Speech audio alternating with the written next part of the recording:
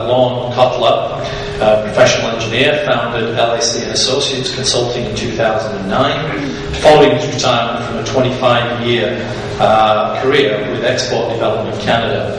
Through his role as Community Association President, Lorne has become involved in the municipal sphere, particularly in the areas of finance and development. Thank you. For those of you who remember the Second City TV show, they had a skit on the Evelyn Wood School of Speed Speaking. I really wish I'd taken that course. I come at this topic, as you heard, as a financial consultant, an engineer, and a community leader. Given my ongoing role in municipal government, I have observed the requirements for more people in the city to learn about municipal finance.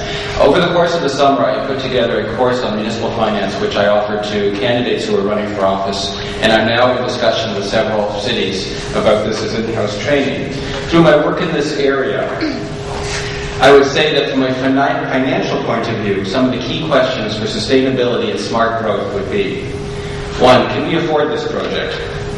2, can we afford to maintain this project after we have built it? 3, what is the impact of this project or development on other aspects of our infrastructure? And do we have the means and willingness to deal with the impacts on a timely basis?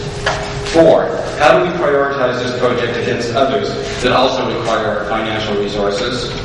5, where do we get the money to implement this project, and are there alternative sources of financing that may be less of a burden on the taxpayer?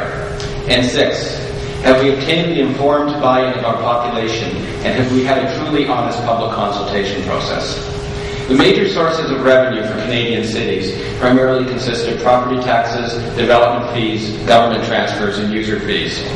The first 3 kinds of funds are traditionally used for infrastructure financing, while user fees are needed to finance ongoing operations. When our cities plan for infrastructure spending, they have long-term time horizons, which is good. When new communities are built, basic infrastructure is funded through a combination of development charges, special tax reserves, and transfers. While we have a policy of requiring that growth pays for growth, we're still moving in that direction. Development charges don't cover everything, and our cities face pressures by developers to keep those charges low. New infrastructure, however, also comes with new operating costs. Even if there's user fees, they typically only cover 1/3 to 1/2. We have to figure out, before we build this infrastructure, how are we going to maintain it. It's important that we figure this out before we let our infrastructure fail. Lansdowne Park is an example. You have to make the decisions before the time of failure. If you make it when things have failed, you may not always make the best decisions. Since cities only have limited resources, how can we pay and finance infrastructure beyond current methods? Debt is one of those methods. I don't believe that cities should be afraid of debt if it's used wisely. But there are also alternative delivery mechanisms that can lessen the financial burden. We've heard a bit about P3s. There's also such things as municipal corporations and project financing. And as we've discovered in Ottawa, we can use something called tax incremental financing, allowing private projects to pay for public development if there's a public good involved.